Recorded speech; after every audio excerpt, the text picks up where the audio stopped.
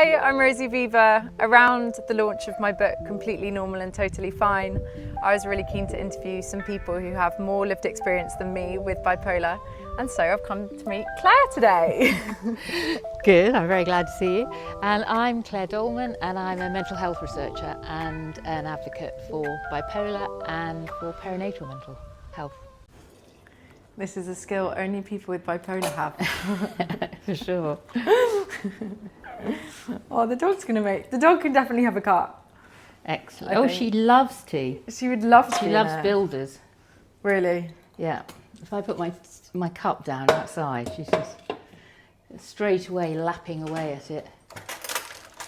Well, I wanted to, because I think the reason we wanted to come and speak to you and why it was so interesting for me is my book is sort of writing from a place of being 28 years old, only managing this diagnosis for 6 years, but showing signs since I was 16, I think. It started to become quite obvious. I did have a fancy dress for my 60th.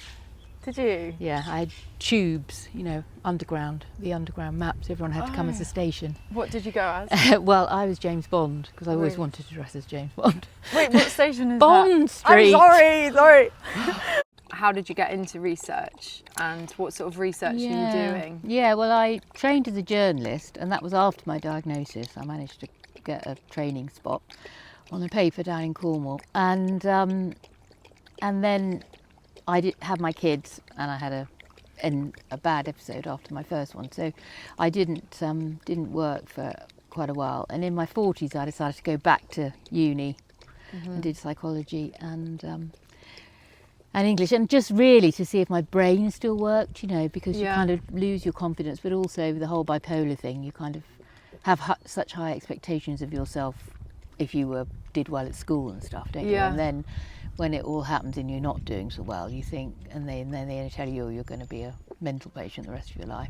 You kind of think, well, I've got to lower my expectations now, I'm not really clever after all, and that sort of thing. So it was brilliant for me to go back to uni because, I came top.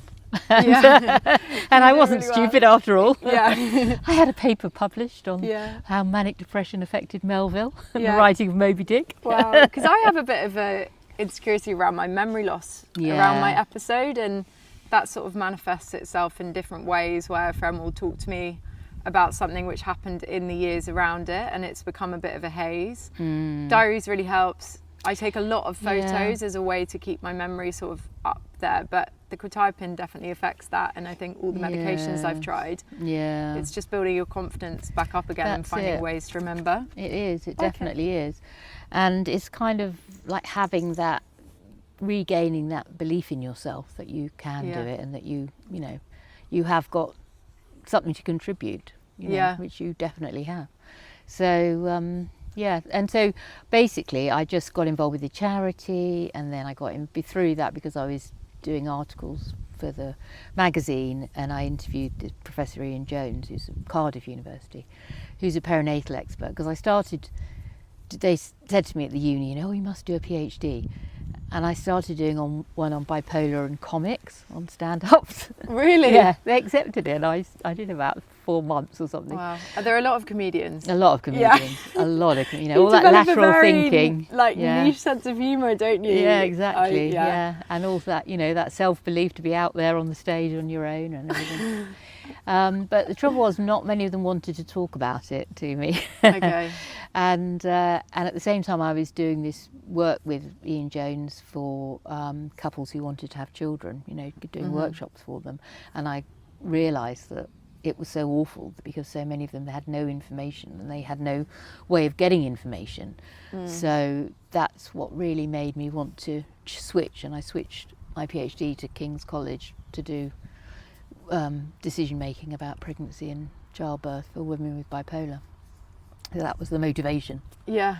Wow. Yeah. And earlier you were just saying now you speak really openly and you've got your own charities and there's a lot of work you're doing, but you also wanted to mention that you've seen a gap in the conversation around hypersexuality. Yeah, definitely.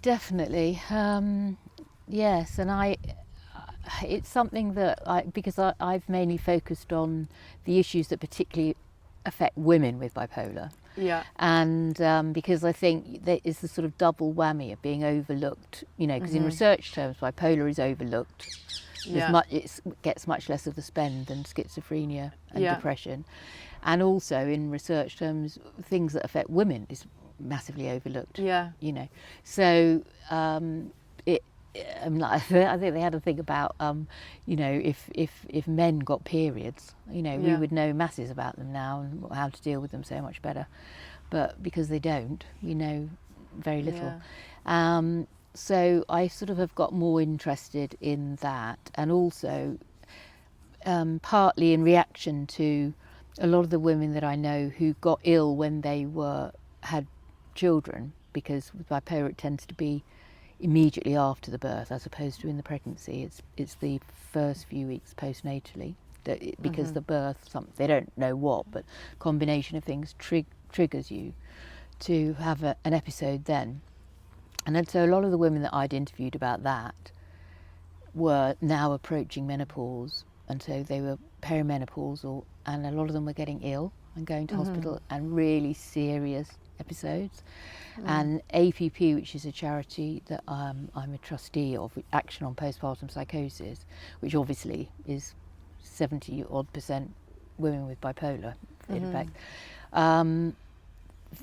We had a real tragedy a few years ago of somebody who had taken their own life really suddenly, just when she'd got to that time of life, having been completely well. She had 2 episodes with her 2 children. And then when her second child was 14, she was a nurse, and she came home and said, "Oh, I've done something terrible at work." And, you know, and her husband just said, "Oh, you know, it'll blow over, whatever." And then she killed herself. And they had the inquest, and the coroner said, "Oh, it's obvious from all the medical history that this lady had, you know, 2 postpartum psychoses with her children, and so this must be a similar hormonally instigated episode that's made her take her own life."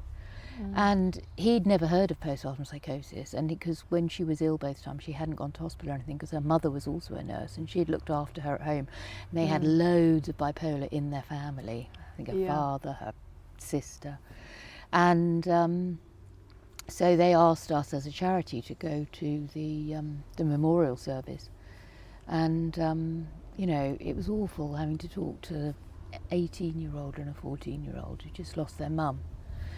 And you know, their dad said, "Why isn't there any research about this? You know, why does nobody know that this might happen?" Because he obviously felt really bad that he hadn't sort of immediately said to her when she was feeling a bit odd, you know, because he would, if they'd known about it, he would have said, "Well, do you think you should go and see somebody if you're not feeling well," or whatever. But he, you know, he thought she was perfectly well. She'd been well for 14 years since the last incident. So I think it's very, very important that people are aware of it. You know, A, that women are aware of it. B, psychiatrists, GPs, mental health clinicians generally are aware of it, so that they can warn women and you know, and help them when they go and ask for help. Actually give them help, because you know, when there's so much ignorance around, they don't get any help. Yeah, and I think just being a young woman with bipolar, there has felt for me a bit more shame to speak about it, just because at this age you want to be as normal as possible and as carefree when you're dating and that sort of thing, but hormones and my mood cycle really often. So similar to PMDD, my depression is always the 2 weeks before my period, and then it alleviates, and that can almost be when I always go high. And so that's why my doctor said, you know, get care around when you get pregnant, because you're someone who's very in tune with your hormones. Yeah, exactly. But it's just interesting to speak to someone who says get the care you need before it all happens. Yeah, I mean, I knew a little bit about it, because there's bits and pieces of research. There's been no real systematic research about it until now, thankfully, because there's more attention on menopause in the last literally 2 or 3 years, isn't it, with the TV programs and things. That because there's that general attention now, there's beginning to do a bit more research on it in relation to mental health. But I think, you know, when I was approaching the sort of age, I was looking at all this research for women and bipolar, and there were a few things, small studies saying that this was a problem. So I thought, well, I'm not taking any chances. So I went and got HRT, you know, because I believe in it anyway, hormone replacement therapy. Okay. And you have patches and stuff. And for most people it works really well. And so it not only does it alleviate the symptoms of menopause, you know, the flushes and you know, whatever things, not sleeping and everything, but it also means that you're not then likely to trigger your bipolar. Yeah, you're keeping stable. You're keeping stable. And well, I think it's really the hormones, because, you know, because when you give birth, the progesterone drops, but they don't think it's the actual drop that causes the problem. They think it might be the rate of how quickly it drops that affects, you know, that might be the trigger. And so, you know, obviously when you we're all different, and people, when they have their perimenopause, maybe have different rates of losing the amount of hormone, but I mean it does really, really drop. So it's well worth, I think it's well worth going on HRT myself, because, you know, there were a lot of scare stories about it about 10 years ago, because there were a couple of very bad pieces of research saying that it gave you more likely to give you breast cancer and something, but they were very badly done studies. And I think, you know, if you look at it carefully and weigh it up, and there's a very good webinar with a doctor talking about her advice on it on the Bipolar UK site.